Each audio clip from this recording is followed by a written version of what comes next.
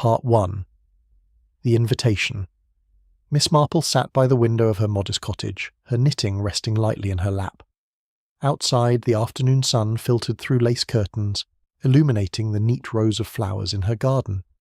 She had long held the opinion that gardens, like people, revealed far more than they intended, if only one took the time to observe them properly.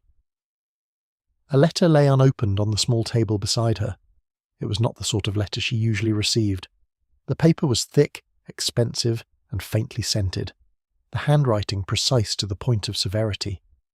Miss Marple had noticed it immediately upon its arrival that morning, brought by the village postman who had lingered a moment longer than usual, clearly hoping for some reaction. She picked it up now, turning it thoughtfully between her fingers. Mr. Oh, Harbury, she murmured to herself. How very curious. She broke the seal. The invitation was brief, almost curt in its wording. Miss Jane Marple, your presence is requested at dinner this Thursday evening at Rosebank House at 7 o'clock. A. Harbury. No pleasantries, no explanation. Miss Marple's lips curved slightly. Well, she said softly, that is rather unusual. Mr. Alistair Harbury was not a man known for inviting casual acquaintances. In truth, Miss Marple could not recall having spoken to him more than twice, and both occasions had been brief exchanges at church. He was polite, certainly, but distant, a man who observed the rules of society without ever appearing to enjoy them, which made the invitation interesting. Miss Marple set the letter down and resumed her knitting, though her needles moved more slowly now, or there was something about the tone of the invitation that suggested urgency, even necessity. It was not social, it was deliberate. And deliberate actions, Miss Marple knew, were rarely without purpose. Across the village, preparations at Rosebank House were already underway. The house itself stood in perfect composure, its windows gleaming, its gravel drive freshly raked.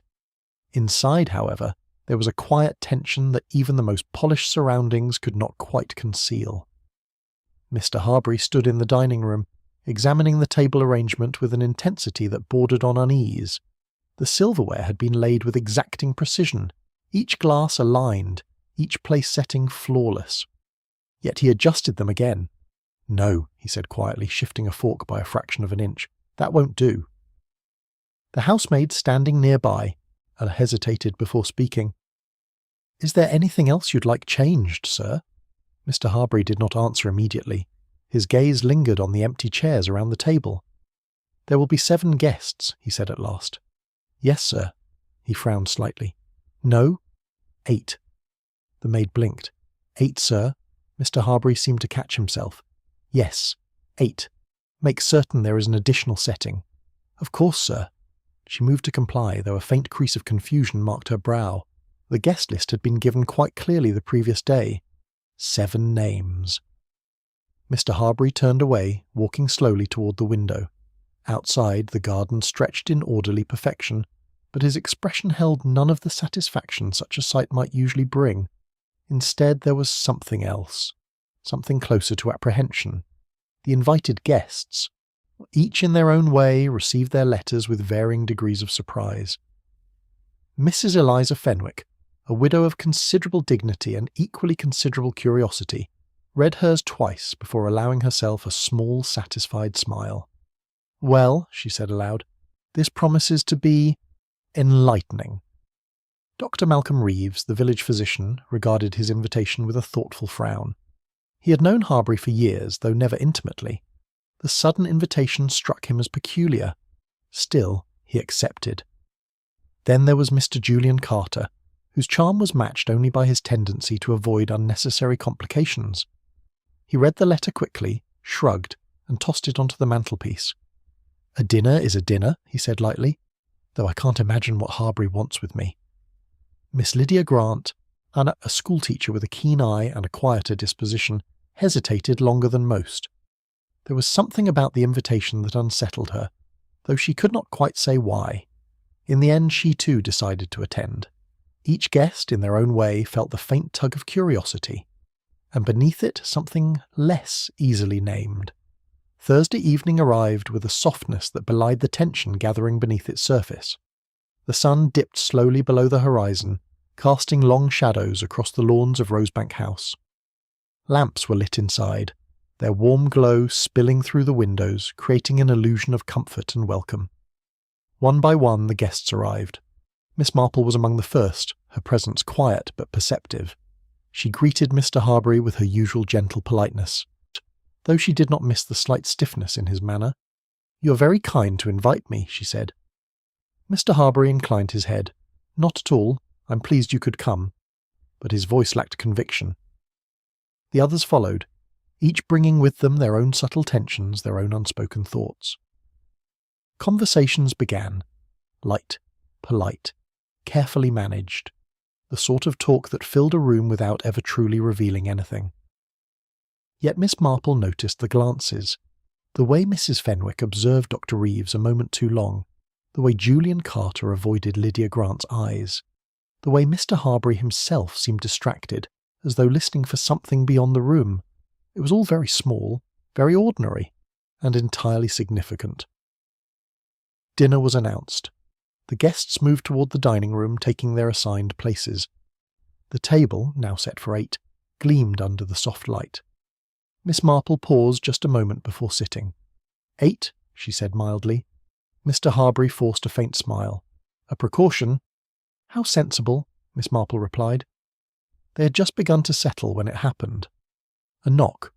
It was not loud, not urgent, but it was unmistakable.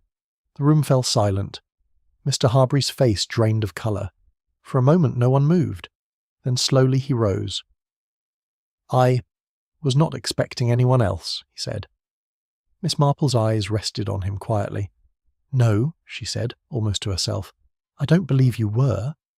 The knock came again, and with it something shifted, something subtle but irreversible. Mr. Harbury walked toward the door, each step measured, reluctant. When he opened it, the evening air drifted in, cool and still. On the threshold stood a man. A stranger. "Well," the man said pleasantly, removing his hat. "I do hope I'm not late. I believe I was invited." Behind him, the fading light cast his face in shadow. Inside the house, no one spoke, and though none of them yet knew it, the dinner had already begun to unravel. The 8th place. For a moment, no one in the dining room moved. The air seemed to tighten as though the house itself were holding its breath. Mr. Harbury stood in the doorway, his hand still resting on the handle. The stranger, meanwhile, waited with an ease that felt almost inappropriate under the circumstances. He was neither hurried nor apologetic. If anything, there was a faint suggestion of amusement in his expression, subtle but unmistakable. "I trust," the man said again, his tone light but precise, "that I have not misunderstood the invitation. Mr. Harbury swallowed. I'm afraid there must be some mistake," he replied, though his voice lacked firmness. The stranger tilted his head slightly. "Is there? That would be unfortunate. I was quite certain your message was clear." "My message?" Harbury repeated, almost sharply now. "Yes," said the man. "Delivered in a most particular manner, I might add. One does not easily forget such things."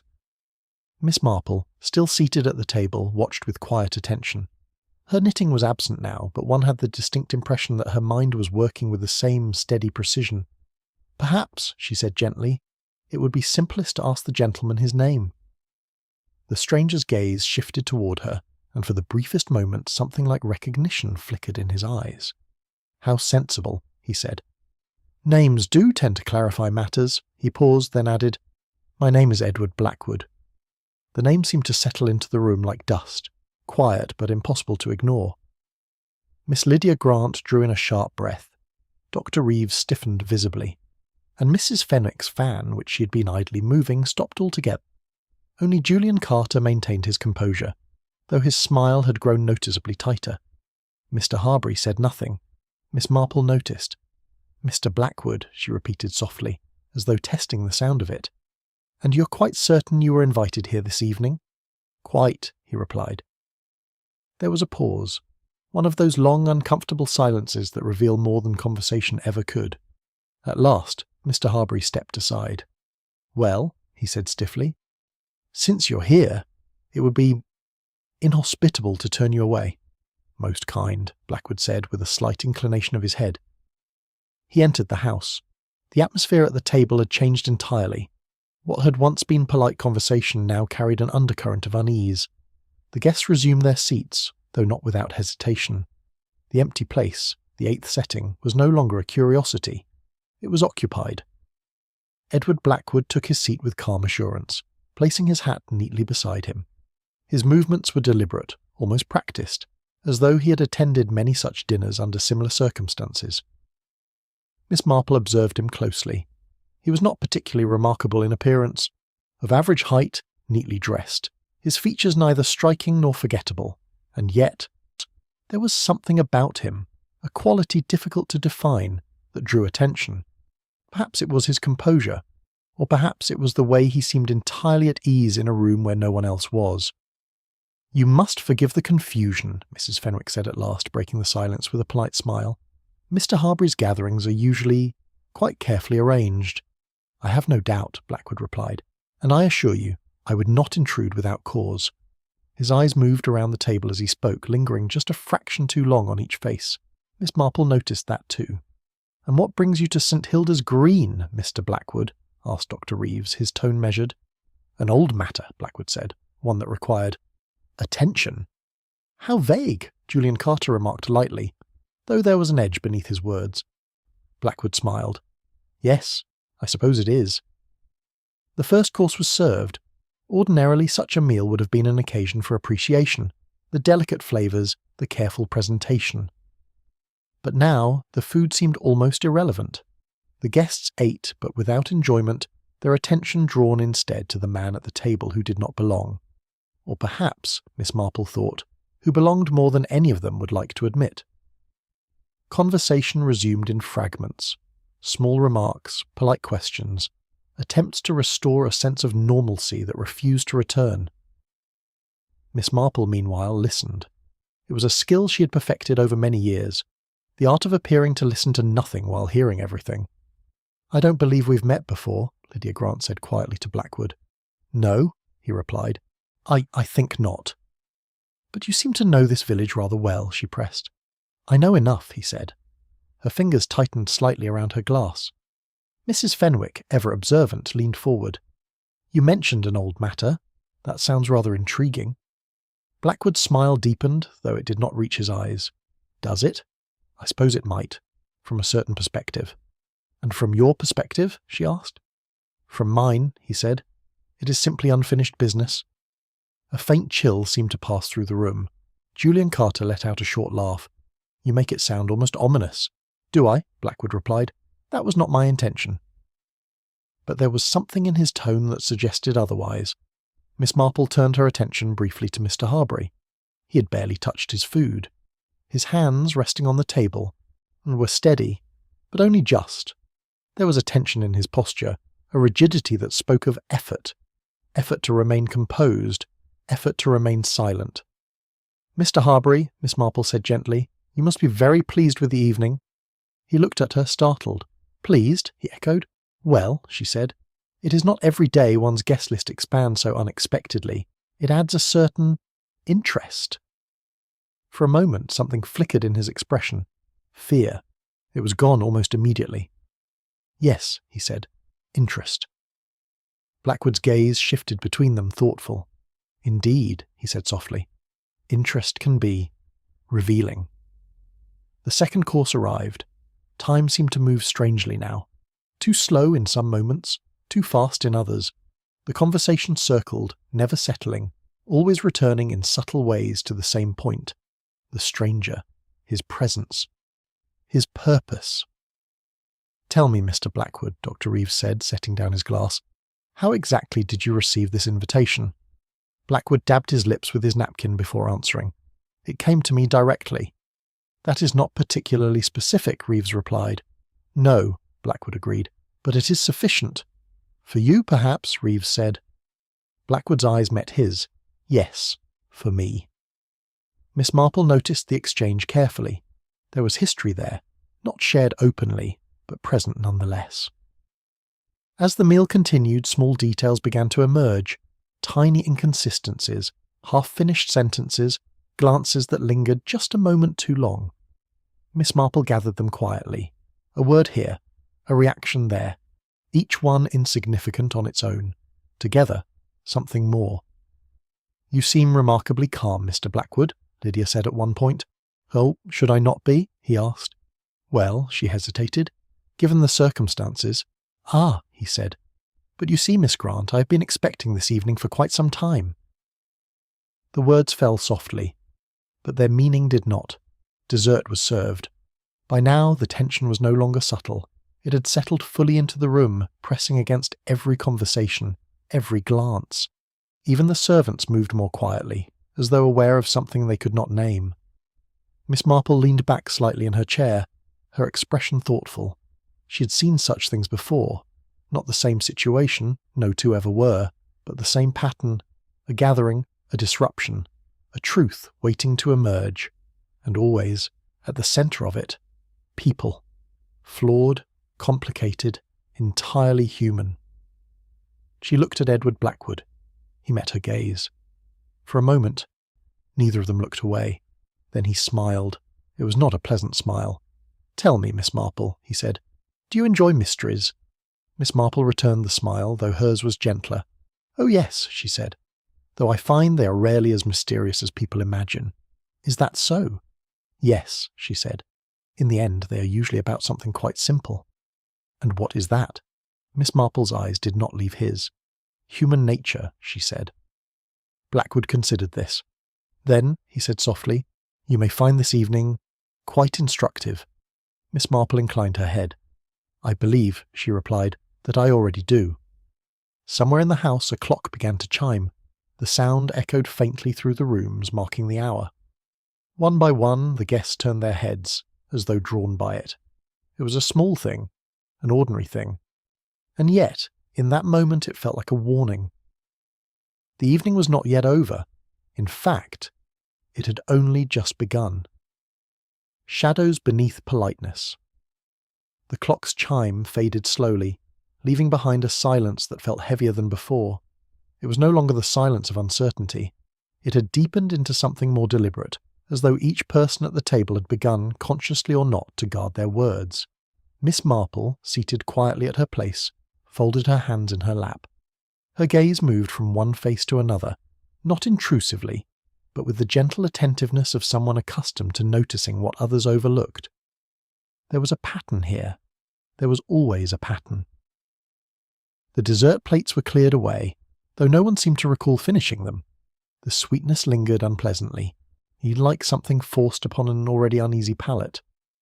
"Coffee will be served in the drawing-room," Mr. Harbury announced, his voice steadier now, though Miss Marple suspected the steadiness was an effort rather than a natural state. The guests rose, chairs scraping lightly against the floor. It was a familiar ritual, one meant to signal comfort and continuity. Yet nothing about the evening felt comfortable. As they moved into the drawing-room, Miss Marple noticed how the group arranged itself, not by accident, but by instinct.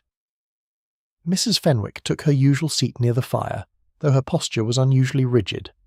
Dr. Reeves stood near the mantel, one hand resting against it, as though grounding himself. Lydia Grant hovered near the window, her eyes drawn repeatedly to the darkness outside. Julian Carter poured himself a drink. Edward Blackwood, however, did none of these things. He remained standing in the centre of the room for a moment, observing them all with quiet interest, like a man studying a painting he already understood. Then, at last, he sat.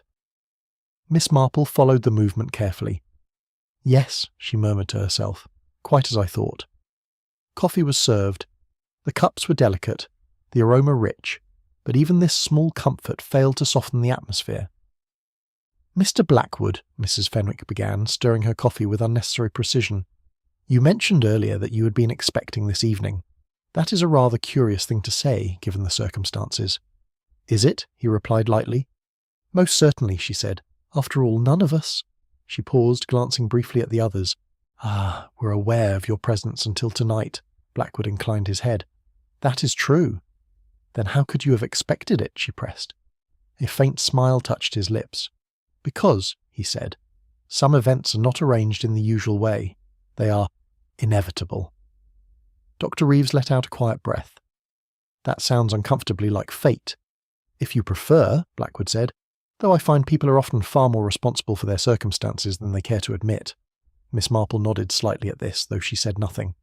Lydia Grant set her cup down rather abruptly.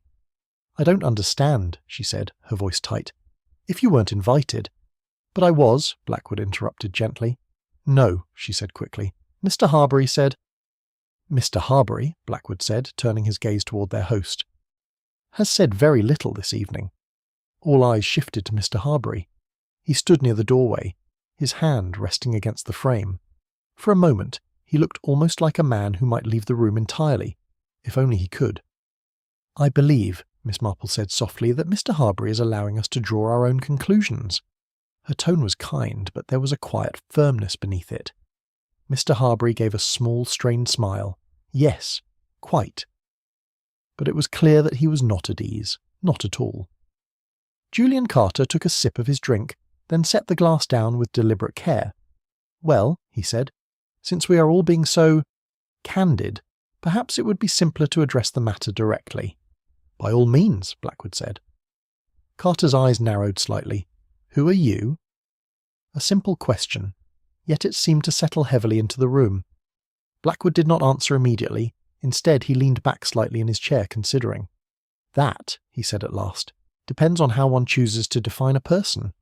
"Oh, don't be absurd," Carter snapped. "You have a name. You've given it, but that tells us nothing." "Names rarely do," Blackwood replied calmly. "Then tell us something that does," Carter said. There was a pause. Miss Marple watched closely. This, she thought, was important. Blackwood's gaze moved once more around the room, resting briefly on each face. When he spoke again, his voice was quieter. "I am," he said, "someone who remembers." The words were simple, but their effect was not. Mrs. Fenwick's fan began to move again, faster now, though her expression remained composed. "That is a rather dramatic statement," she said lightly. "Is it?" Blackwood replied. "Yes," she said. "Most people remember things. It is hardly remarkable." Blackwood's smile returned. "Ah," he said, "but most people remember selectively." No one spoke. Miss Marple could almost feel the shift, the subtle tightening of thought, the sudden awareness that something had been said which could not easily be dismissed. "Selective memory," Dr. Reeves said slowly. "That suggests omission, or convenience," Blackwood added. Lydia shook her head slightly. "I don't like this." "No," he said. "No," she repeated. "It feels as though you're accusing us of something." "Am I?" he asked. A silence followed. Because none of them could quite say that he wasn't, Miss Marple set her cup aside. "I have often found," she said gently, "that when something feels like an accusation, it is worth asking why." Lydia looked at her, startled. "You mean, you think he's accusing us?" Miss Marple smiled faintly. "I think, my dear, that Mr. Blackwood is offering us an opportunity." "An opportunity?" Mrs. Fenwick echoed. "Yes," Miss Marple said. "To remember." Blackwood's eyes met hers. For a brief moment, something like approval flickered there. "Very good, Miss Marple," he said softly. "Very good indeed." The room seemed smaller now, or perhaps it was simply that the space between them had narrowed, not physically, but in understanding. Something was drawing them together, something unavoidable. "Let us suppose," Dr. Reeves said carefully, "that there is something we are meant to remember. Why bring us all here? Why not speak to each of us individually?" "Because," Blackwood replied, "some truths only emerge in company." "And what truth is that?" Carter demanded. Blackwood did not answer. Instead, he rose. The movement was unhurried, but it commanded attention. He walked slowly toward the window where Lydia had stood earlier. For a moment he looked out into the darkness, his reflection faintly visible in the glass. Then he turned back. "Tell me," he said, "how long have you all known each other?" The question seemed almost absurd, yet no one laughed. "Years," Mrs. Fenwick said at last. "Most of us have lived here for quite some time." "And before that?" he asked. There was hesitation now, a flicker of uncertainty. "I don't see how that's relevant," Carter said sharply. "No," Blackwood replied. "No," Carter said. "We're discussing the present." "Ah," Blackwood said. "But the present is rarely as independent as we like to believe." Miss Marple nodded again, almost imperceptibly. A log shifted in the fireplace, sending a brief shower of sparks upward. The sound made Lydia start. "I wish you would stop speaking in riddles," she said. Blackwood regarded her with a curious softness. "They are not riddles," he said, "only truths that have not yet been fully acknowledged." "That's the same thing," she insisted. "No," he said quietly, "it is not." Miss Marple leaned back slightly, her expression thoughtful. She had begun to see it now. Not the whole of it, not yet, but the outline, the connections, the shared past. It was there, just beneath the surface, waiting. "Mr. Blackwood," she said, "you mentioned unfinished business?" "Yes," he replied. "I wonder," she continued, "whether that business concerns all of us." There was a pause. Then, "Yes," he said. The word fell into the room like a stone into still water. A ripple spread outward, touching each of them in turn. Mrs. Fenwick's composure faltered just slightly. Dr. Reeves looked away. Julian Carter's jaw tightened. And Lydia looked afraid. Miss Marple folded her hands once more. "Well," she said softly, "that is very interesting indeed." Blackwood studied her for a moment. "I think," he said, "you already understand more than the others." Miss Marple smiled faintly. "Oh no," she said, "I merely observe." "And what do you observe?" he asked. She met his gaze. "I observe," she said, "that this dinner was never meant to be a social occasion." Blackwood's expression did not change, but something in the room did. "Yes," he said quietly. "That," Miss Marple continued. "It was arranged for a purpose." "Yes." "And that you," she added, "are not the cause of that purpose." A pause. "Then, no," he said. Miss Marple inclined her head. "I thought not." The silence that followed was no longer uncertain. It was knowing. Because now, at last, the truth had begun to take shape. Not fully, not clearly, but enough. Enough to understand one thing. Edward Blackwood had not come to create the tension in the room. He had come because of it, and whatever lay beneath the surface of that carefully arranged dinner was already there, waiting to be revealed. The shape of the past. The fire had burned lower, though no one had noticed when it began to fade. The room felt dimmer now, the shadows longer, stretching across the polished floor like quiet intrusions. Outside, the night had settled completely over St. Hilda's Green, wrapping the house in a stillness that felt almost deliberate. Inside, no one spoke for several moments. Miss Marple sat with her hands lightly folded, her expression composed, but her mind, sharp and attentive, had already begun arranging what she had seen and heard into something more coherent. There is always a connection, she thought. Always.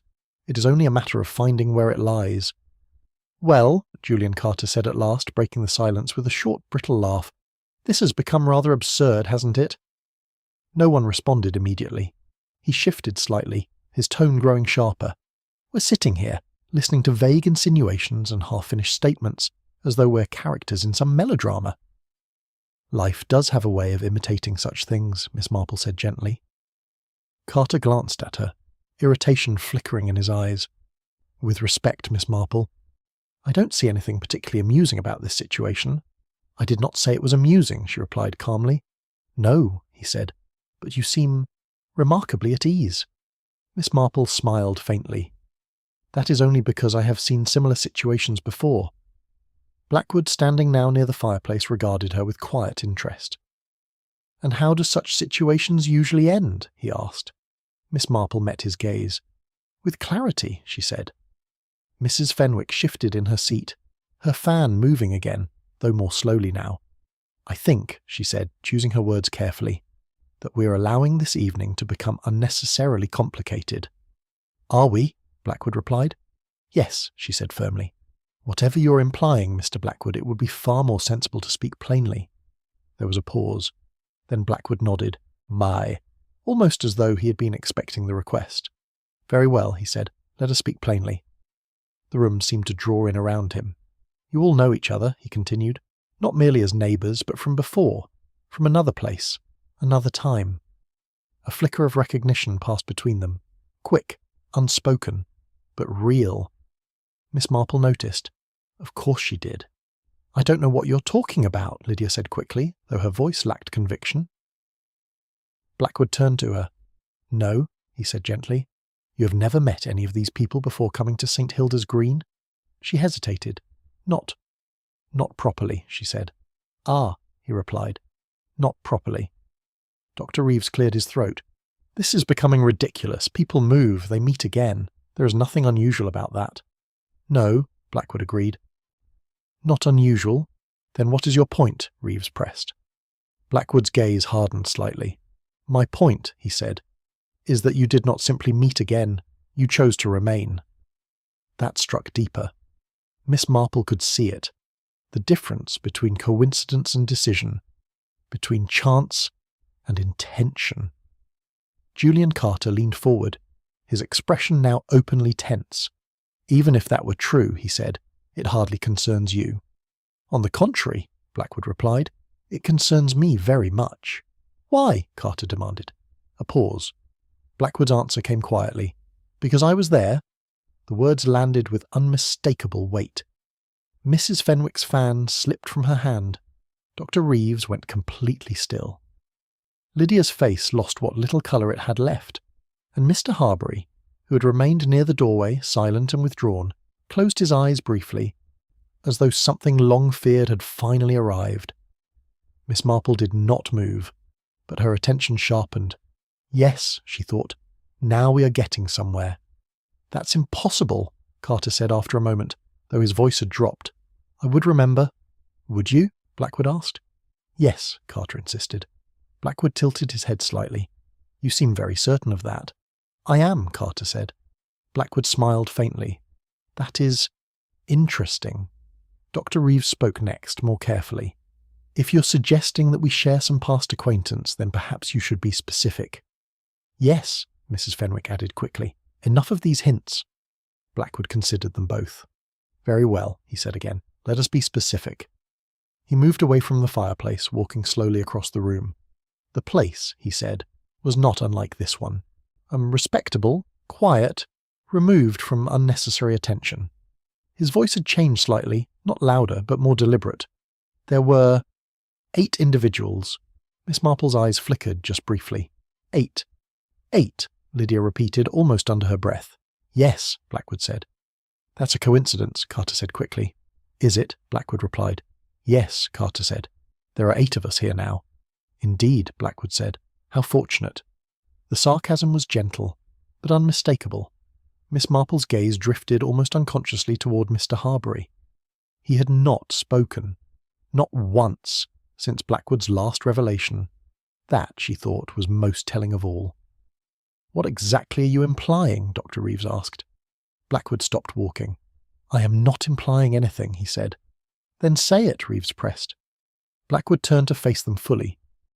I am saying, he replied, that this is not the first time you have all sat together like this. The silence that followed was absolute. Lydia shook her head, stepping back slightly. No, she said. No, that's not true. Isn't it? Blackwood asked. No, she repeated. I would remember something like that. Yes, he said softly. You would think so. Her breath quickened. I don't like this, she said again, more urgently now. Mrs. Fenwick, though pale, attempted to recover her composure. Even if, she began, then faltered.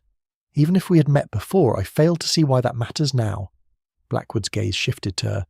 It matters, he said, because of what happened. There it was, at last. Miss Marple felt it too, the moment when uncertainty becomes direction. Something had happened, something shared, and something important enough to bind them all together and to bring Blackwood here. What happened? Dr. Reeves asked quietly. Blackwood did not answer immediately. Instead, he looked toward Mr. Harbury. For a long moment, the two men simply regarded one another. Then, I think, Blackwood said, that our host should answer that. All eyes turned. Mr. Harbury remained still. Mr. Harbury, Miss Marple prompted gently. He did not respond. Sir, Reeves said more firmly. Still nothing. At last Mr. Harbury spoke. His voice was low, strained. I don't see the purpose, he said. The purpose, Blackwood replied, is truth. There is no need for this, Harbury said. I believe there is, Blackwood said. A long pause followed. Miss Marple watched carefully. There are moments, she thought, When silence is not hesitation, but resistance. Mr. Harbury exhaled slowly. You don't understand, he said. Blackwood's expression did not change. On the contrary, he said, I understand perfectly. Miss Marple leaned slightly forward. I think, she said softly, that we are very close to something important. No one disagreed. Mr. Harbury's hands tightened at his sides. It was years ago, he said at last. The words came reluctantly, as though pulled from him. It has nothing to do with now. That, Blackwood said quietly, is where you're mistaken. The fire shifted again, casting flickering shadows across the room. Faces seemed different in that light, less certain, less composed, more human, more vulnerable. It was just an evening, Harbury continued, a gathering, nothing more. Blackwood's voice was calm. And yet, he said, someone did not leave that gathering. The words hung in the air, heavy, unavoidable. Lydia covered her mouth with her hand. Mrs. Fenwick looked away. Dr. Reeves closed his eyes briefly. Julian Carter said nothing at all. Miss Marple felt the final piece of the moment settle into place. Not the whole truth, not yet, but enough to understand the shape of it. Yes, she said softly.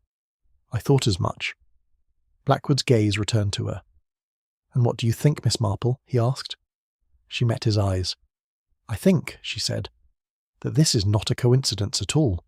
No, he said. No, she repeated. It is a reconstruction. The word lingered.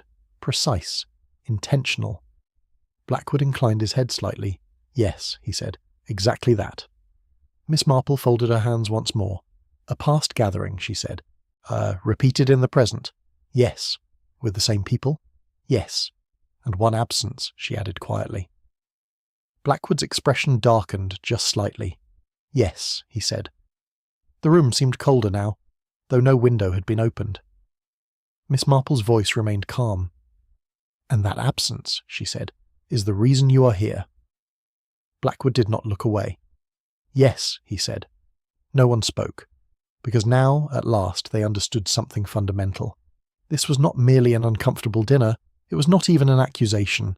It was a return to something unfinished, something buried, something that had not in truth ever been resolved, and somewhere within that past lay the answer, not only to why Edward Blackwood had come, but to what would happen next, the name that was not spoken. No one moved for several seconds after Mr. Harbury's reluctant admission. The room had shifted into something quieter, but far more dangerous. It was no longer the tension of uncertainty, it was the tension of recognition. They all knew now, or at least they knew enough to understand that what had been buried was beginning to rise. Miss Marple watched them closely. It is always the same, she thought. Not the details, never the details, but the people, the way memory resists at first, and then, suddenly, yields.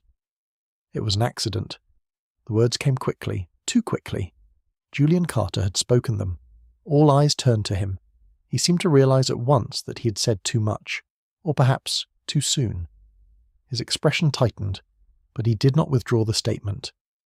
Yes, he repeated more carefully now. If you are referring to what I think you are, then it was nothing more than an unfortunate accident. Blackwood regarded him without expression. An accident, he echoed. Yes, Carter said firmly. There is no reason to dramatize it. No? Blackwood asked. No, Carter said. Things happen. People... He stopped just briefly. People misjudge situations. Miss Marple noticed that. The hesitation, the choice of words. Very interesting. Dr. Reeves shifted uneasily. I think, he said, we should be cautious about how we discuss this. It was a long time ago. And time, Blackwood replied, changes things. It can, Reeves said. Yes, Blackwood agreed. It can change how people remember. A silence followed, because that, Miss Marple knew, was the heart of it. Not what had happened, but how it had been remembered. Lydia Grant shook her head slightly, as though trying to dislodge a thought that refused to leave. I don't, she began, then stopped. I don't remember it clearly. That is convenient, Blackwood said softly. Her head snapped up. I'm not lying.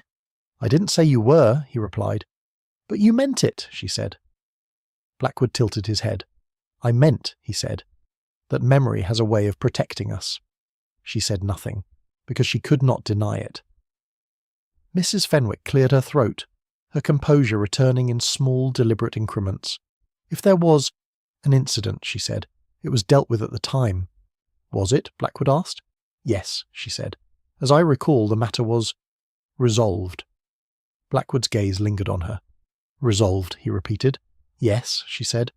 He smiled faintly. "How fortunate," he murmured. Miss Marple leaned slightly forward.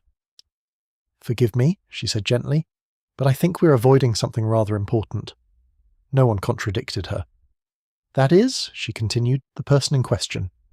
Another silence, a heavier one, because now they were very close to the thing itself. Mr. Harbury spoke again, his voice strained. "There is no need to mention names."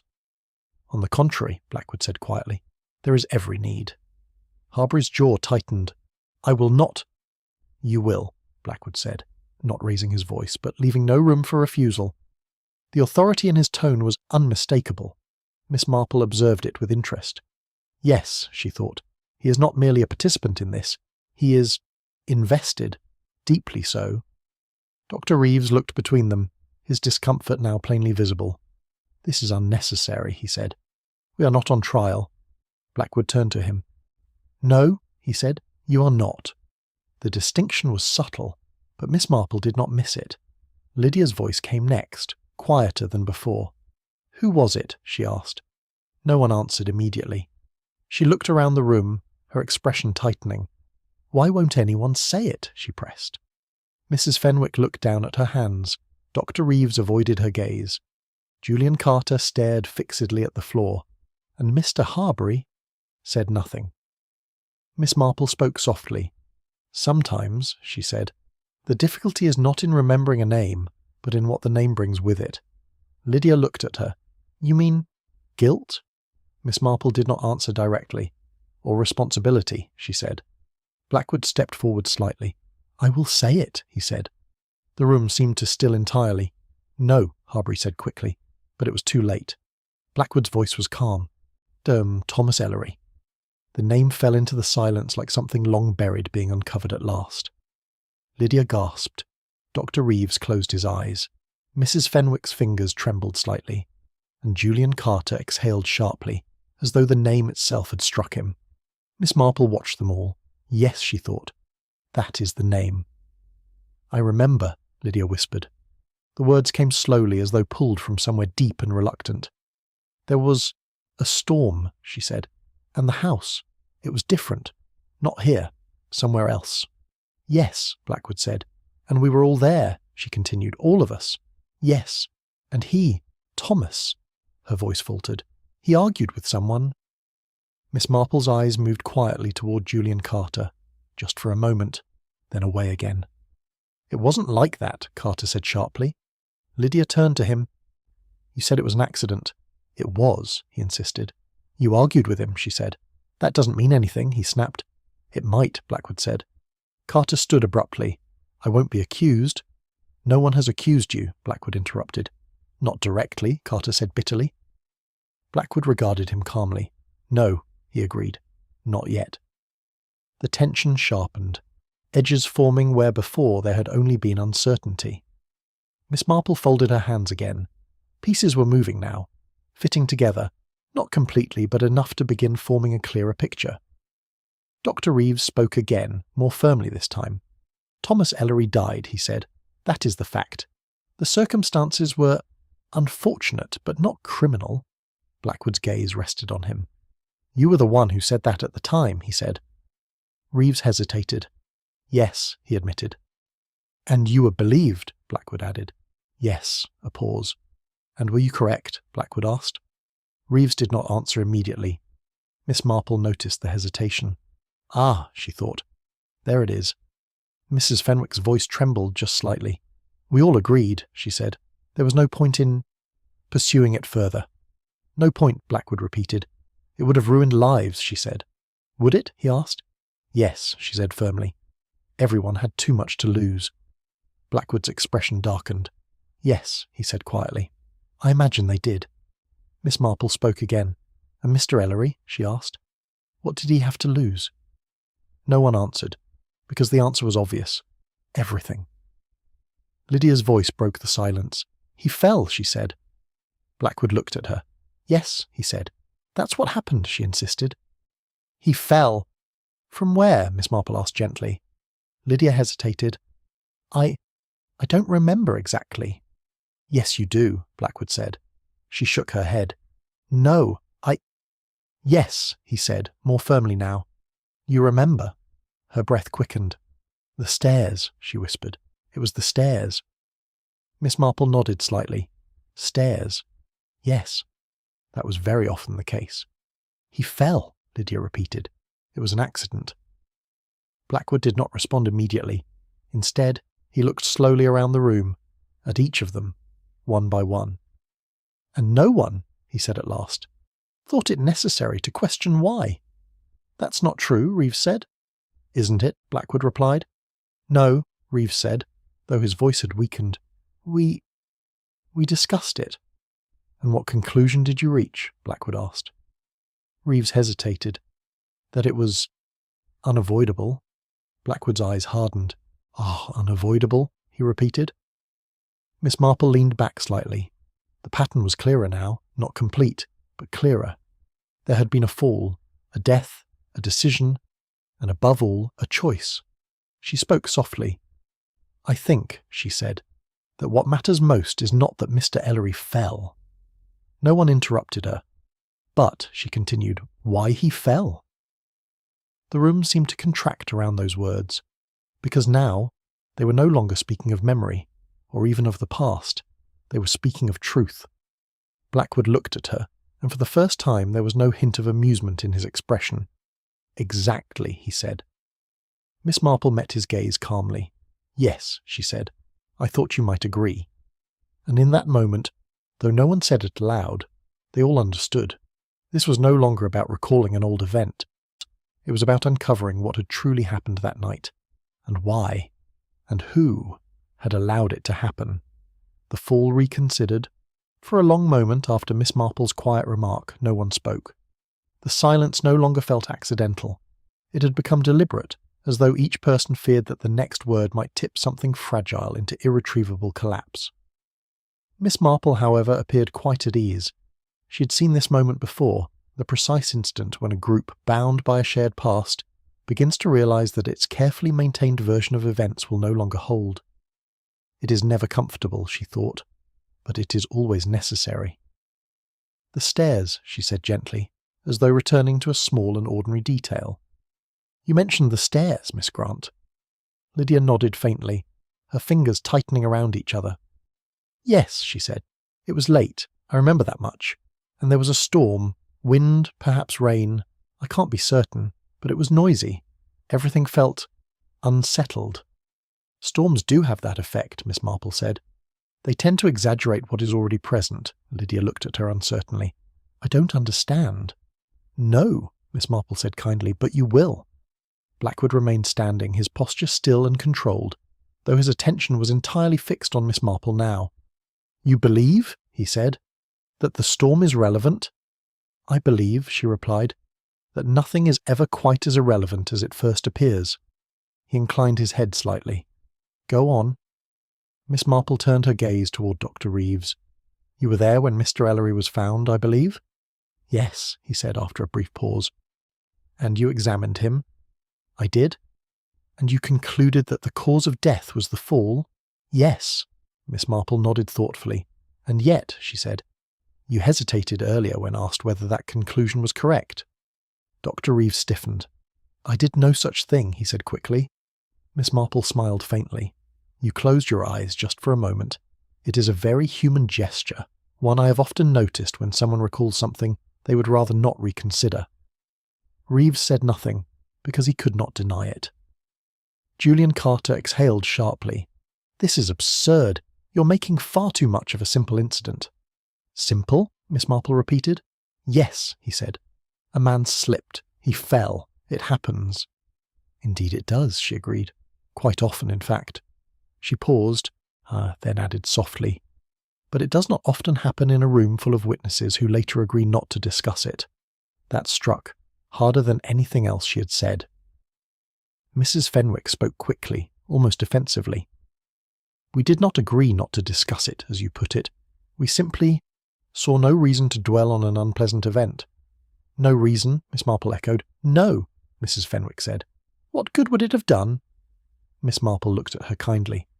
"My dear Mrs. Fenwick," she said, "truth has a curious way of being useful, particularly when it is inconvenient." Lydia took a step forward, her voice trembling. "I remember more," she said suddenly. All eyes turned to her. "It wasn't just the fall," she continued. There was something before that." Blackwood did not move, but his attention sharpened. "Yes," he said quietly. "There was." Lydia closed her eyes briefly, as though reaching into something distant. "There was an argument," she said. "I couldn't hear all of it, but I remember the tone. It was angry, not just disagreement, but something sharper." Miss Marple nodded.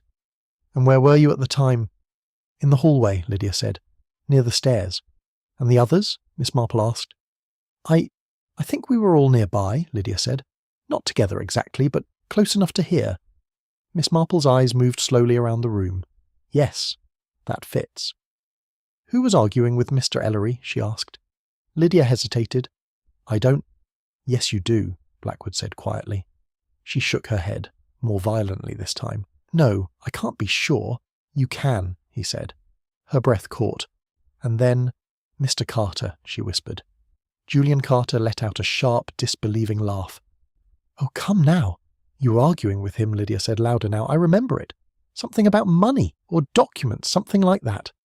"That proves nothing," Carter snapped. "No," Miss Marple said calmly, "but it is a beginning." Dr. Reeves stepped forward slightly. "This is getting out of hand," he said.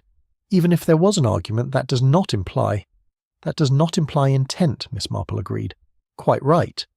Reeves looked momentarily relieved. "But," she added, "it does raise questions." His relief vanished. Mrs. Fenwick's voice came next, quieter than before. "There were other tensions," she admitted reluctantly. Miss Marple turned to her. "Yes?" she prompted. Mrs. Fenwick hesitated, then continued. "Mr. Ellery had a way of involving himself in matters that did not concern him." "Such as?" Miss Marple asked. She hesitated again. "Private matters," she said at last. Miss Marple inclined her head. "Ah," she said softly, "the most dangerous kind."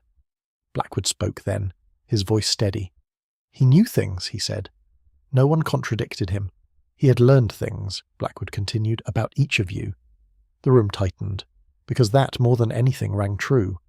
Miss Marple spoke again. "And he chose to speak about them?" she asked. "Yes," Blackwood said. "At that gathering," she continued. "Yes," Miss Marple nodded. "Yes," she said. "I see." Julian Carter ran a hand through his hair, his composure beginning to crack. "This is nonsense," he muttered. "Even if he did know things, that doesn't mean—" "That doesn't mean what?" Blackwood asked. "That anyone would harm him," Carter said. Blackwood did not respond immediately. Instead, he looked at Miss Marple. "And what do you think?" he asked. Miss Marple considered for a moment. "I think," she said slowly, "that people are rarely as dangerous as they believe themselves to be." Carter frowned. "What is that supposed to mean?" "It means," she said gently, "that harm is often not the result of intention, but of impulse." A pause. "And fear," she added. Lydia's voice trembled again. "He said something," she whispered. "What?" Miss Marple asked. "He said—" She hesitated, then forced herself to continue. "He said that everything would come out, that no one could hide forever." The words seemed to echo, because now, at last, the motive had begun to take shape. Mrs. Fenwick closed her eyes briefly. "Yes," she said, "I remember that." Dr. Reeves said nothing. Julian Carter looked away, and Mr. Harbury remained very still. Miss Marple's gaze settled on him. "You've been very quiet, Mr. Harbury," she said gently. He did not look at her. "There is nothing more to say," he replied. "On the contrary," she said, "I think there is a great deal." Blackwood watched the exchange closely. "Yes," he said, "I think so too." Miss Marple leaned forward slightly. "You arranged this dinner," she said to Harbury. Yes, he said. You invited everyone who was present that night. Yes. And you expected someone else? She added softly. A pause. Then, yes, he said. Miss Marple nodded. I thought as much. Julian Carter looked between them, confusion and anger mingling. What are you implying now? He demanded. Miss Marple turned to him. I am implying, she said, that this evening was not arranged to recall the past. No, he said. No, she replied. It was arranged because of it. Blackwood's gaze sharpened. Yes, he said quietly. Miss Marple's voice remained calm. There is something else, she said. Something we have not yet considered. What? Lydia asked. Miss Marple looked around the room, at each of them, one by one. The fall, she said, may not have been entirely accidental. The words landed with quiet precision. No, Carter said immediately. That's not true. Isn't it? Miss Marple asked. Yes, he said. No one pushed him. Ah, she said, you're very certain of that. I am, he insisted. Miss Marple smiled faintly. That is interesting, she said. Blackwood watched Carter closely now. Very interesting, he echoed. Miss Marple leaned back again. Because, she said softly, no one has yet suggested that he was pushed. The silence that followed was absolute, though Julian Carter's face drained of colour, and in that moment the shape of the truth shifted, just slightly, but enough for Miss Marple to know that they were closer now than ever before, to understanding not just what had happened on those stairs, but who had truly been responsible, and why. The weight of what was said, the silence that followed Miss Marple's quiet observation seemed to press upon the room from all sides. Even the faint crackle of the dying fire had ceased to be comforting. It now sounded intrusive, as though it dared to disturb something that demanded stillness. Julian Carter did not move. For several seconds he stood exactly as he was, his expression caught between defiance and something far less certain. Miss Marple watched him with gentle attention. Yes, she thought. That is often how it begins. Not with a confession, but with a misstep. I didn't mean... Carter began, then stopped. No, Miss Marple said kindly. I quite believe you did not. Her tone was not accusing. That, more than anything, unsettled him. I was only responding to what you implied, he said quickly. Was I implying something? She asked. You suggested. I suggested nothing, Miss Marple replied. I merely observed. Carter's jaw tightened. This is ridiculous. Yes, she said softly. It often is. Dr. Reeves stepped forward, his voice firm but strained. This has gone far enough, he said. We are allowing speculation to replace fact. And what is the fact? Blackwood asked. Reeves hesitated. The fact, he said carefully, is that Thomas Ellery fell down a staircase and died as a result of his injuries. Yes, Blackwood said. That is the conclusion that was reached. And it was correct, Reeves insisted. Miss Marple tilted her head slightly. You're very certain of that now, she said. I have always been certain, he replied. Have you? She asked gently. He did not answer. Lydia Grant looked from one to another, her distress no longer hidden. This is wrong, she said. All of this. It feels wrong. In what way? Miss Marple asked. It feels like we're being forced to remember things differently, Lydia said. As though what we agreed upon wasn't real. Miss Marple regarded her with quiet sympathy. My dear, she said, what we agree upon is not always the same as what is true. Mrs. Fenwick spoke next, her voice controlled but tight. You speak as though we deliberately concealed something, she said. Miss Marple's expression remained mild. Did you not? She asked. Mrs. Fenwick faltered. We chose not to pursue it further, she said. Yes, Miss Marple replied. That is a form of concealment. It was for the best, Mrs. Fenwick insisted. For whom? Miss Marple asked. No one answered. Blackwood stepped slightly closer to the centre of the room. It was for yourselves, he said quietly. The words carried no anger, but they carried weight. Julian Carter let out a breath, running a hand across his face. All right, he said abruptly. Fine. Let's say, just for the sake of argument, that things were overlooked. Miss Marple said nothing. That still doesn't change the fact, he continued, that no one intended for Ellery to die. Intent, Miss Marple said softly, is a very interesting thing, Carter frowned. What do you mean by that? I mean, she replied, that people often mistake what they intended to do with what they actually did. Dr. Reeves shook his head. That is philosophical nonsense, he said. Is it? Miss Marple asked. Yes, he said. We are discussing a specific event. Indeed, she agreed.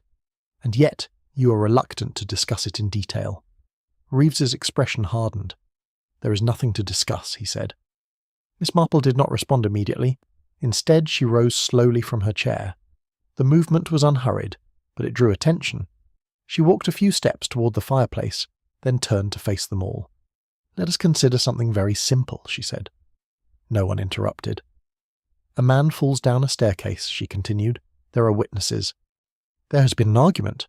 There are tensions, personal, perhaps even financial. She glanced briefly at Julian Carter. He looked away. The man has threatened to reveal certain truths, Miss Marple went on. Truths that might prove inconvenient. Mrs. Fenwick shifted slightly. Dr. Reeves remained very still.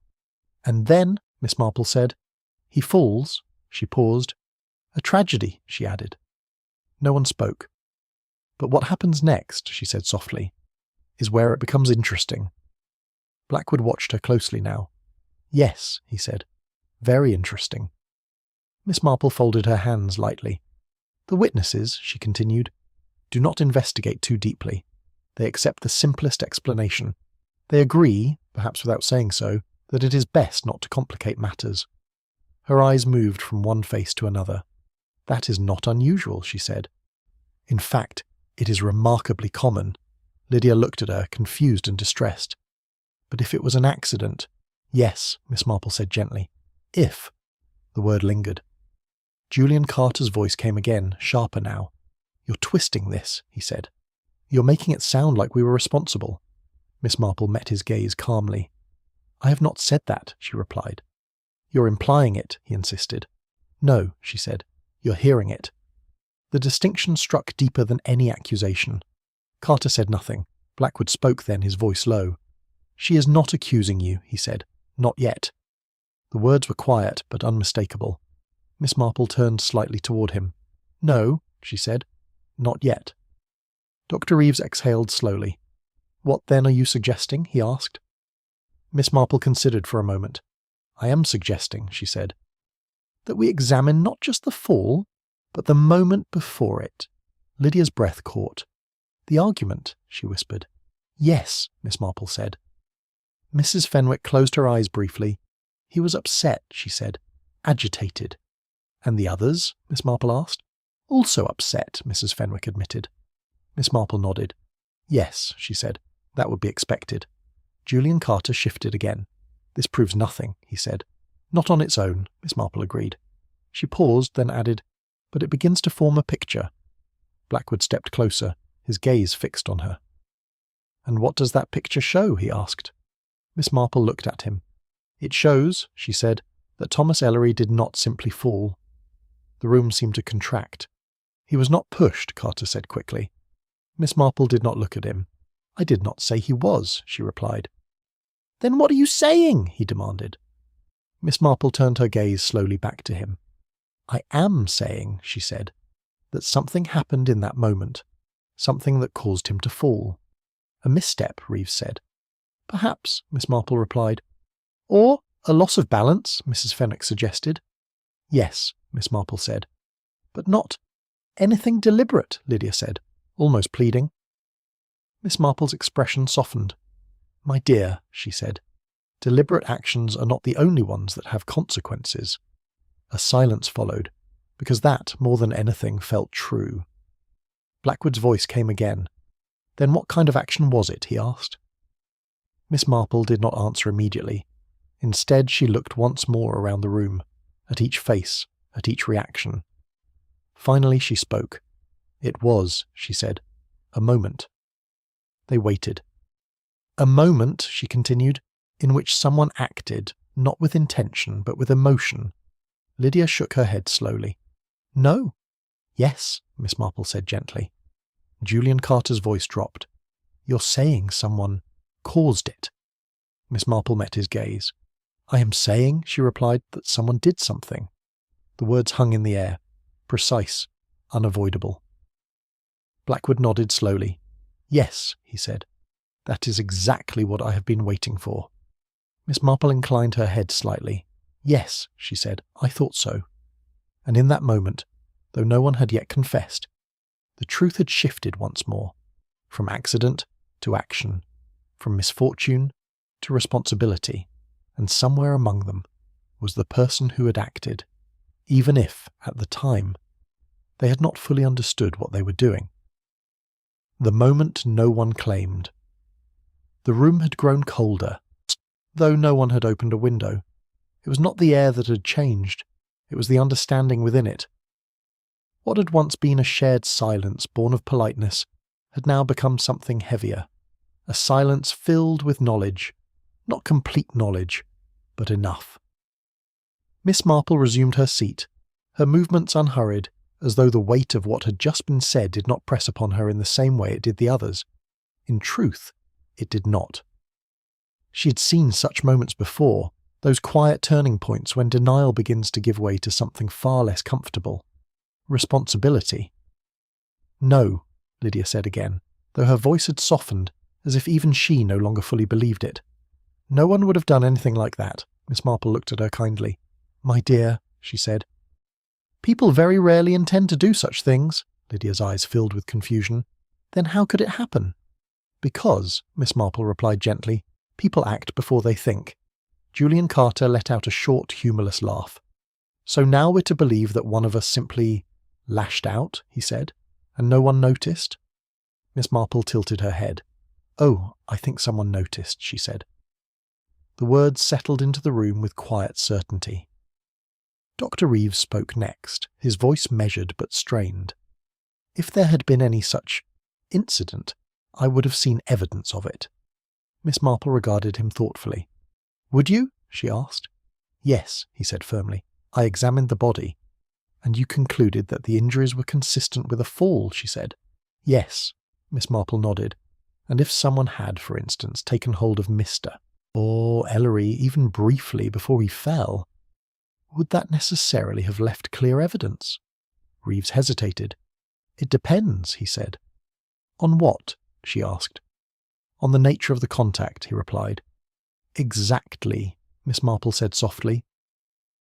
Blackwood watched her closely. "You believe," he said, "that it was not a push, but something else." Miss Marple inclined her head. "Yes," she said, "something less deliberate, and therefore easier to deny." Mrs. Fenwick's fan had stilled completely now. She held it tightly, though she seemed unaware of it. "You are suggesting," she said slowly, "that someone interfered." Miss Marple smiled faintly. "I am suggesting," she said, "that in moments of heightened emotion, people often forget themselves." Mrs. Fenwick swallowed. "And that such forgetfulness can be dangerous." Lydia took a step back, shaking her head. No," she said. "I would remember that." Miss Marple looked at her gently. "Would you?" she asked. "Yes," Lydia insisted. "If I had seen something like that, if any of us had, we wouldn't just forget." Miss Marple's expression softened. "My dear," she said, "forgetting is sometimes the most natural thing in the world, particularly when remembering would be unbearable." A silence followed, this one deeper than the last, because now they were not merely confronting what had happened, they were confronting what they had chosen not to remember. Blackwood stepped forward again, his voice quieter now. "There was a moment," he said. No one interrupted. "A very small moment," he continued. "That made all the difference." Miss Marple nodded almost imperceptibly. "Yes," she said, "there always is." Julian Carter's voice came again, though it lacked its earlier sharpness. "This is pointless," he said. "We're talking in circles." "Are we?" Miss Marple asked. "Yes," he said. "We have no proof, no certainty." Miss Marple smiled faintly. "Proof is not always necessary," she said. "Then what is?" he demanded. She looked at him steadily, understanding. That word seemed to settle differently, not as an accusation, not even as a challenge, but as something inevitable. Dr. Reeves moved slightly, his composure beginning to fracture. "If you are so certain," he said, "then perhaps you should tell us what you think happened." Miss Marple considered this for a moment. "I think," she said slowly, "that Thomas Ellery was standing near the top of the stairs." Lydia's breath caught. "Yes," she whispered. "I remember that." "He had been arguing," Miss Marple continued. "He was agitated. Perhaps he moved too close to the edge." She paused. "And someone else was nearby." All eyes shifted, unconsciously, almost involuntarily. "That doesn't mean anything," Carter said quickly. "No," Miss Marple agreed. "Not on its own," she continued. The argument became more intense. Words were said, perhaps threats, perhaps accusations. Mrs. Fenwick looked away. Dr. Reeves remained very still. "And then," Miss Marple said, "in that moment of tension, someone reached out." The room seemed to tighten around the words. "To stop him?" Lydia asked. Miss Marple looked at her. "Perhaps," she said. "Or to silence him," Blackwood added quietly. Miss Marple did not contradict him. Julian Carter shook his head. "This is speculation," he said. "Yes," Miss Marple agreed, "but it is informed speculation." Dr. Reeves exhaled slowly. "And what happened next?" he asked. Miss Marple's voice remained calm. "I think," she said, "that the contact was brief." She demonstrated lightly with her hand, a small, almost insignificant gesture. "A touch," she said. "An attempt to steady or to restrain." Lydia's eyes widened. "Oh," she whispered. "And in that moment," Miss Marple continued, "Mr. Ellery lost his balance." The room was completely silent now. "He fell," Lydia said softly. "Yes," Miss Marple said. Mrs. Fenwick's voice trembled. "But that's still an accident." Miss Marple looked at her. "Yes," she said, "but not a simple one." Blackwood spoke again. "And the person who touched him," he said, "knew." Miss Marple inclined her head. "Yes," she said, "at least for a moment." Julian Carter's face had grown pale. "No," he said. No one could know that." Miss Marple turned her gaze to him. "Could they not?" she asked. He hesitated, and in that hesitation, something shifted. Dr. Reeves spoke quickly. "Even if that were true," he said, "it would have been instinctive, a reflex." "Yes," Miss Marple said, "very likely." "Then it cannot be considered intentional," she finished. "Yes," he said. Miss Marple nodded. "No," she said. "Perhaps not." A pause. Then she added, "But it can still be considered significant." Lydia's voice was barely audible now. "Did anyone say anything?" she asked. Miss Marple looked at her. "I think," she said, "that there was a moment of silence." Blackwood's eyes darkened. "Yes," he said. "And then," Miss Marple continued, "someone spoke." The room seemed to lean toward her. "What did they say?" Lydia whispered. Miss Marple did not answer immediately. Instead, she looked slowly around the room, at each face, at each reaction. Finally she spoke. "They said," she replied, "that it had been an accident." The words echoed, because now they understood, not just what had happened, but how it had been decided. Mrs. Fenwick covered her mouth. Dr. Reeves looked away. Lydia closed her eyes, and Julian Carter said nothing. Blackwood stepped forward, his voice low. "Yes," he said. "That is exactly what was said." Miss Marple inclined her head. "Yes," she said. "I thought it might be." And in that moment something settled into place. The fall, the touch, the silence, the decision. But one question remained. Miss Marple knew it. Blackwood knew it. And though the others did not yet say it aloud, they felt it. Who had been the one to act in that moment? Who had reached out and changed everything? Because until that was answered, the truth was not complete, and the past was not yet finished with them. The hand that reached. The question lingered in the room like a presence of its own. No one voiced it. No one needed to, because now, at last, they all understood what remained. Not what had happened, but who had done it. Miss Marple sat very still, her hands resting lightly in her lap. She did not hurry the moment. Experience had taught her that truth, once uncovered, has a way of revealing itself, provided one does not interrupt it too soon. Across the room, Edward Blackwood stood with quiet composure, though there was something sharper in his gaze now. Less patience, more purpose. He had waited a long time for this. That much was clear. Julian Carter broke first. "I suppose," he said, his voice strained, "that we are now expected to accuse one another." "No," Miss Marple said gently. He turned to her. "No, no," she repeated. "That would be most unhelpful." "Unhelpful?" he said bitterly. "We are already standing in a room being told that one of us caused a man's death." "Yes," she said calmly, "and yet you have all avoided saying it." He opened his mouth, then closed it again, because she was right. Dr. Reeves stepped forward, his composure fraying at the edges. "This is not justice," he said. "This is pressure." Miss Marple regarded him thoughtfully. "Is it?" she asked. "Yes," he said. "You're forcing a conclusion." "I am doing nothing of the sort," she replied. "I am merely observing what each of you is already revealing." Mrs. Fenwick spoke next, her voice trembling despite her efforts to steady it. "We cannot know," she said.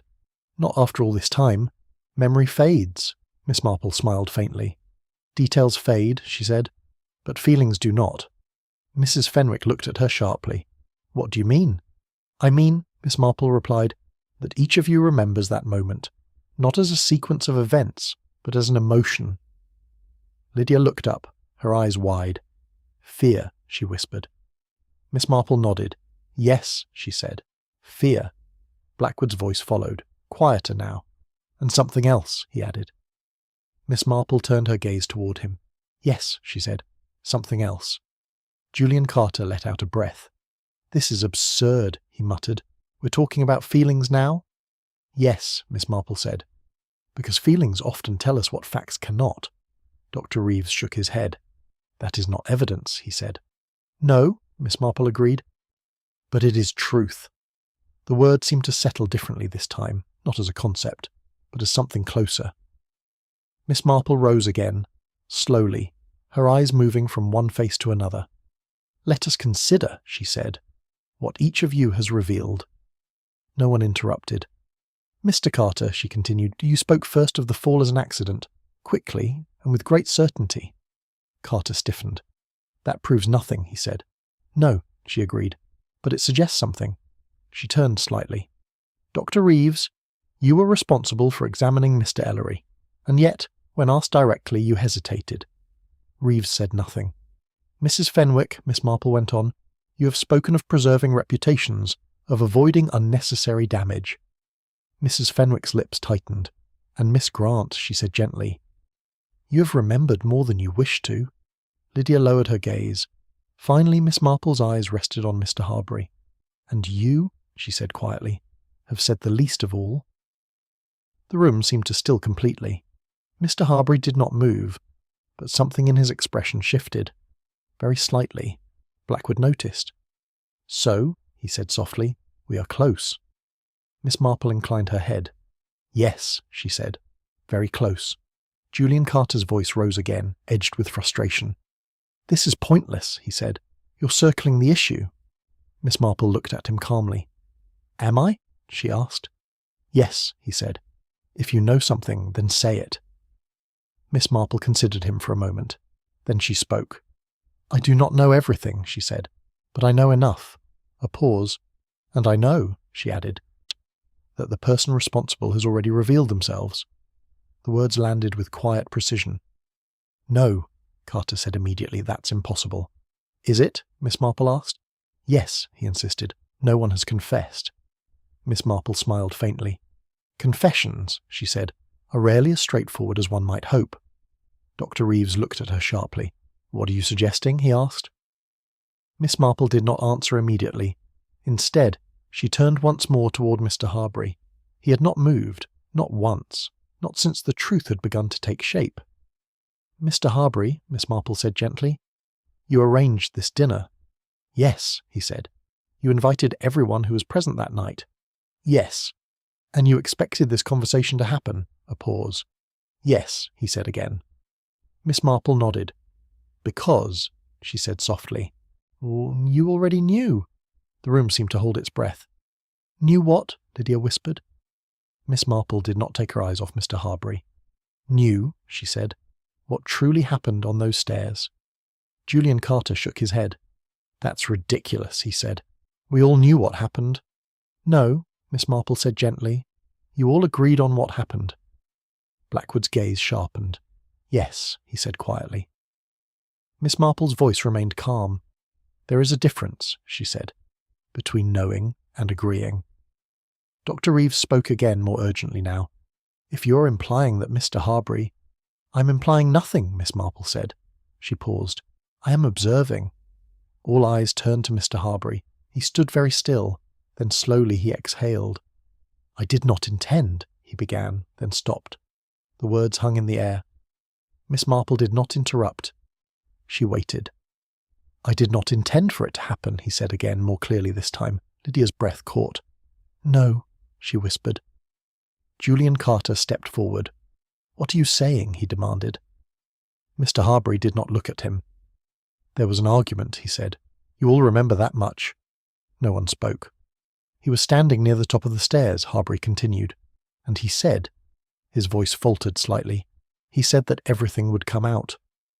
Blackwood's expression did not change. I told him to stop, Harbury said. I told him that it was unnecessary, that it would only cause harm. And then? Miss Marple asked gently. Harbury closed his eyes briefly. And then, he said, he laughed. The sound of it seemed to echo, though it existed only in memory. He stepped closer, Harbury continued, too close, and I— He hesitated. I reached out. No one moved. I meant to hold him back, Harbury said. To stop him, that's all. Miss Marple nodded slightly. Yes, she said softly. But he lost his balance, Harbury went on. It happened so quickly, too quickly, and then— He stopped, because they all knew what came next. He fell, Lydia whispered. Yes, Harbury said. The silence that followed was absolute. Julian Carter shook his head slowly. No, he said. No, that's not. But he could not finish. Dr. Reeves looked away. Mrs. Fenwick closed her eyes. Miss Marple's voice was very gentle. And afterward, she asked. Harbury opened his eyes. We said it was an accident, he replied. Blackwood stepped forward. Yes, he said. You did. Miss Marple inclined her head. Yes, she said. I thought so. Lydia's voice trembled. But it was an accident, she said. Wasn't it? Miss Marple looked at her kindly. Yes, she said. In one sense. And in another? Lydia asked. Miss Marple's gaze moved slowly around the room. At that moment, she said, a choice was made. No one spoke. A choice, she continued, not to question what had happened, not to examine it too closely, not to consider whether something more might have been done. Blackwood's expression darkened. Yes, he said quietly. Miss Marple looked back at Mr. Harbury. You did not intend to cause his death, she said. No, he replied. But you did act, she said. Yes, he said. She nodded. And the others, she added, chose to accept that action as something it was not. Mrs. Fenwick's voice broke. We were afraid, she said. Yes, Miss Marple said gently. You were. Dr. Reeves spoke quietly. And we thought it was better. Yes, Miss Marple said. You thought so. Julian Carter said nothing at all. The truth had been spoken, not perfectly, not completely, but enough. Blackwood stood very still, his gaze fixed on Mr. Harbury. For years, he said quietly, you allowed it to remain that way. Harbury did not respond, because there was nothing to say. Miss Marple folded her hands once more. The moment had come, but even now, there was something else, something not yet said, something that still lingered just beyond the edge of understanding, and she knew. This was not yet the end. The truth behind the invitation. For a long time after Mr. Harbury's quiet admission, no one spoke. It was not the silence of uncertainty now, but the silence that follows truth. A truth imperfectly told, perhaps, but undeniable nonetheless. And Lydia stood motionless, her face pale, her eyes fixed on Mr. Harbury as though seeing him for the first time. You, she whispered. It was you. Mr. Harbury did not deny it. Yes, he said quietly. Julian Carter turned away sharply. running a hand through his hair. "This is madness," he muttered. "You're all behaving as though this changes everything." Miss Marple regarded him calmly. "Does it not?" she asked. "No," he said quickly. "It was an accident. He said so himself." "Yes," Miss Marple replied gently. "He did." "And you agreed," Carter added almost desperately. Miss Marple inclined her head. "Yes," she said. "You all did." Dr. Reeves exhaled slowly, his voice heavy. "We believed," he said, "that it was the only reasonable conclusion." "Did you?" Blackwood asked. Reeves hesitated. "Yes." But the hesitation had returned, and Miss Marple noticed it. Mrs. Fenwick spoke, her voice trembling despite her effort to control it. "We cannot undo what happened," she said. "We made a decision, perhaps not a perfect one, but it allowed us to move forward." "Forward," Blackwood repeated softly. "Yes," she said, "without destroying everything." Blackwood's gaze hardened. "Everything?" he said. She faltered. "Yes," she repeated, though less certain now. Miss Marple rose once more. She moved slowly, thoughtfully, as though each step brought her closer to something inevitable. "I think," she said, "that we are now in a position to understand why this evening was arranged." All eyes turned to her. "You have already admitted," she continued, looking at Mr. Harbury, "that you knew what truly happened." "Yes," he said. "And yet," she said. You said nothing for years." He lowered his gaze. "Yes." Miss Marple nodded. "And then," she went on, "quite suddenly, you invite everyone here." A pause. "And prepare a table for 8. The words seemed to echo differently now, not as a curiosity, but as a clue. Lydia's voice trembled. "The 8th place," she said. "You expected—" Miss Marple turned her gaze toward Edward Blackwood. "Yes," she said softly. "He did."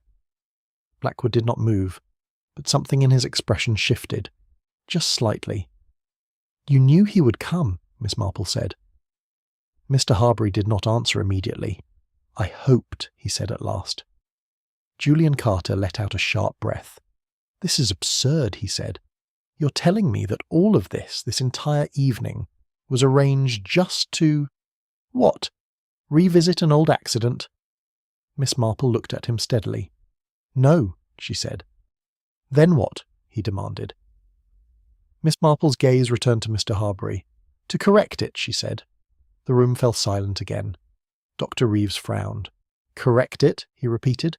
"That is not possible." "No," Miss Marple agreed. "Not in the sense of undoing what has happened." "Then what do you mean?" he asked.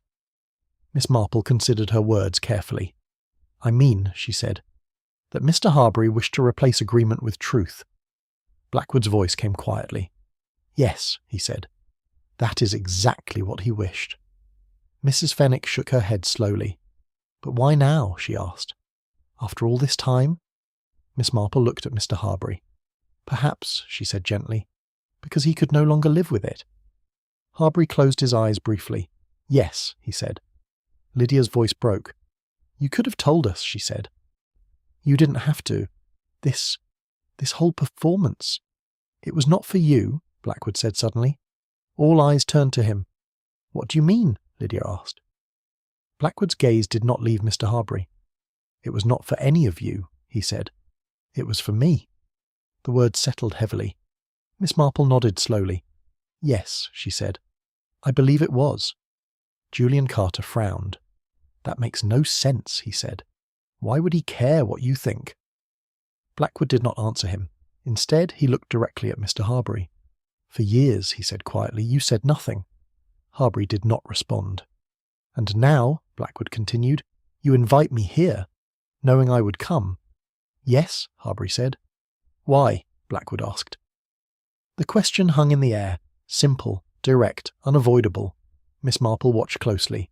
This, she knew, was the final piece, not the fall, not the silence, but the reason behind all of it.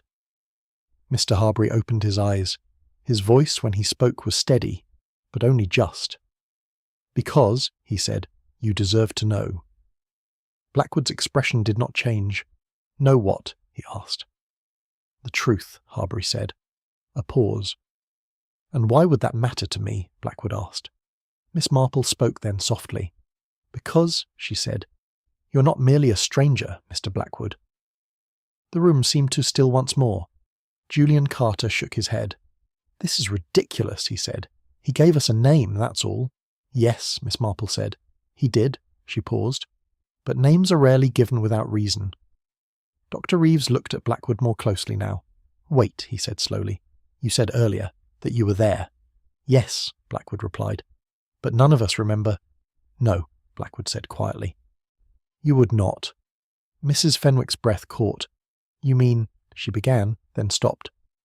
Miss Marple's voice was very calm. "I think," she said, "that Mr. Blackwood was not present as a guest." Lydia's eyes widened. "Then how?" Miss Marple turned to Blackwood. "Perhaps," she said gently, "you would care to explain." For a moment he said nothing. Then he stepped forward. "My name," he said, "is not simply Edward Blackwood." The words seemed to shift something in the room. "It is," he continued, "Edward Ellery." The name fell like a final piece into place. Lydia gasped. Dr. Reeves stared at him.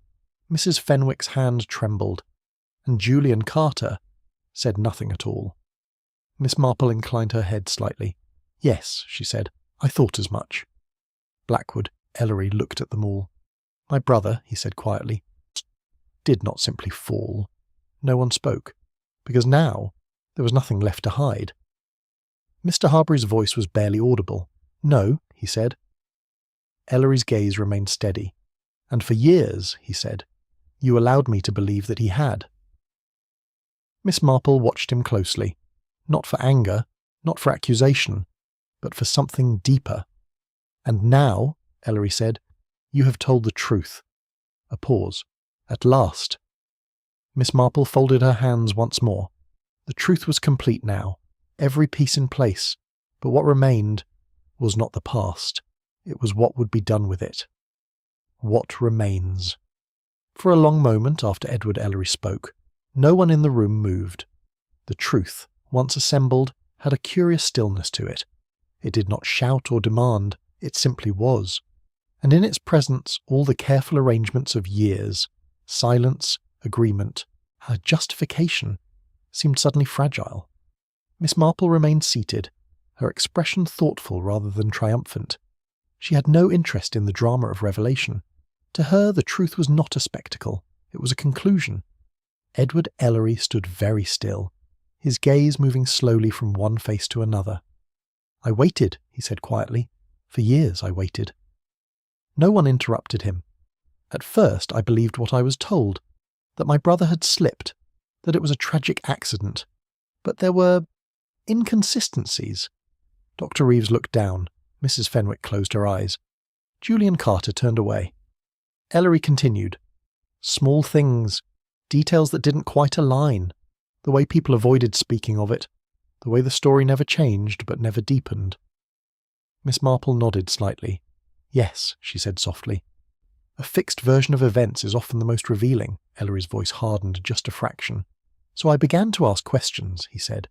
"Quietly at first, then more directly." He paused, but no one would answer. Mr. Harbury's voice came then, low and strained. "We thought it was better," he said. Ellery turned to him. "Yes," he said. "You all did." Lydia stepped forward slightly, her hands trembling. "We didn't know what to do," she said. "We were frightened. It all happened so quickly." "Yes," Ellery said quietly. "It did," she faltered. "And afterward," she continued, "it seemed easier to accept what we had already decided." Miss Marple regarded her kindly. "Yes," she said. "It often does." Julian Carter spoke next, his voice sharp, though less certain than before. "This doesn't change anything," he said. "Your brother is still dead. Nothing we say now—" "No," Ellery interrupted. "Nothing will change that." Carter stopped. "But it does change something," Ellery continued. A pause. "It changes the truth." Dr. Reeves exhaled slowly. "And what good does that do?" he asked. Ellery looked at him. "It allows it to exist," he said.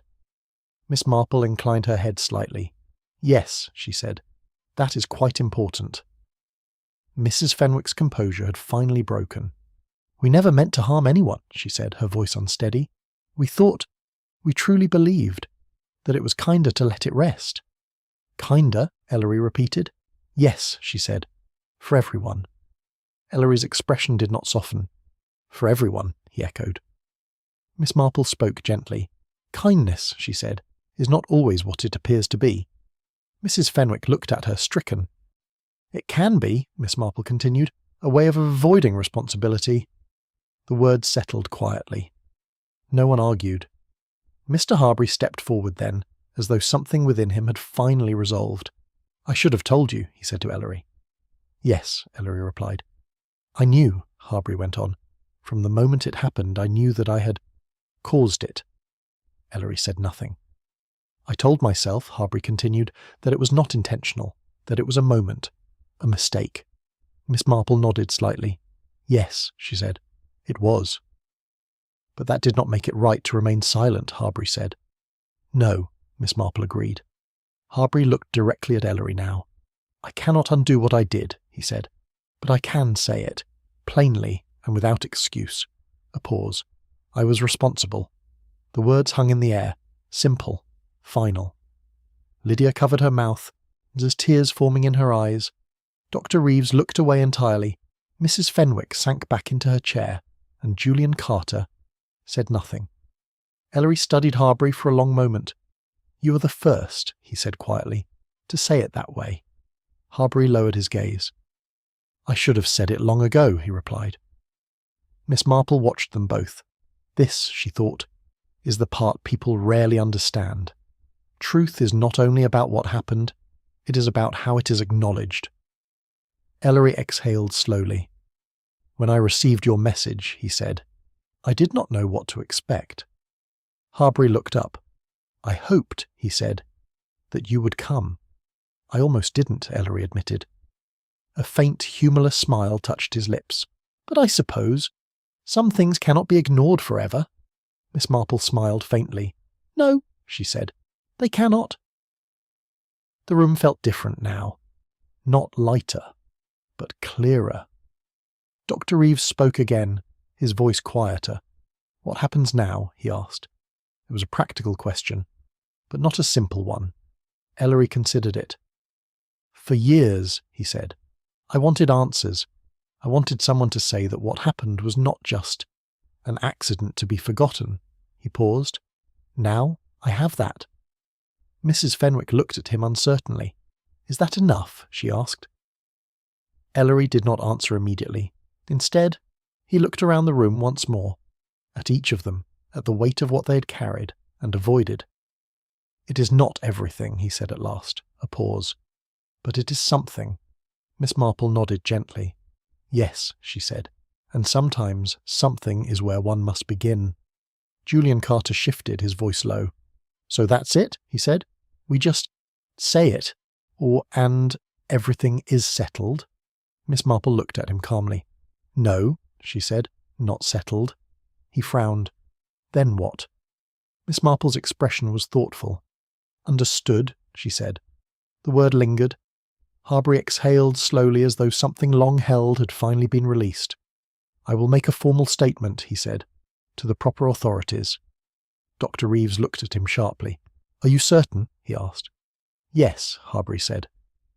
Mrs. Fenwick closed her eyes. I suppose, she said softly, that is only right.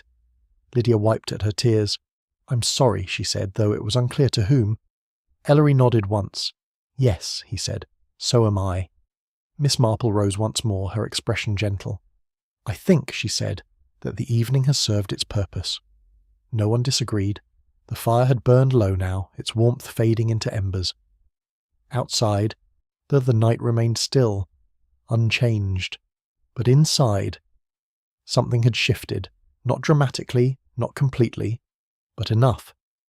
Ellery picked up his hat. For what it's worth, he said quietly, I am glad the truth was spoken.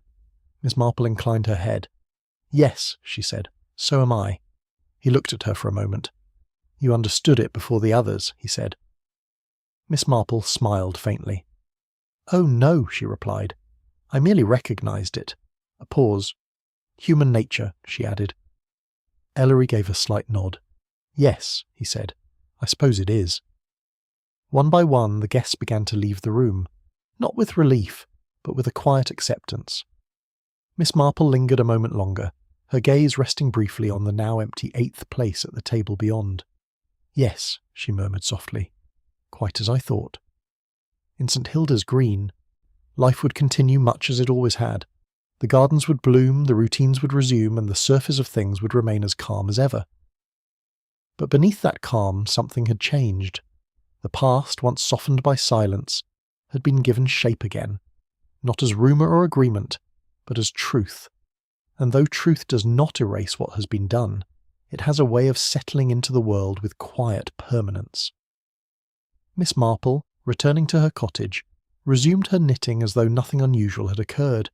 Yet in her mind the pattern was complete, a gathering, a fall, a silence, and at last, an acknowledgement. Human nature, she reflected, was rarely mysterious, only complicated, and sometimes all it required was someone willing to see it clearly.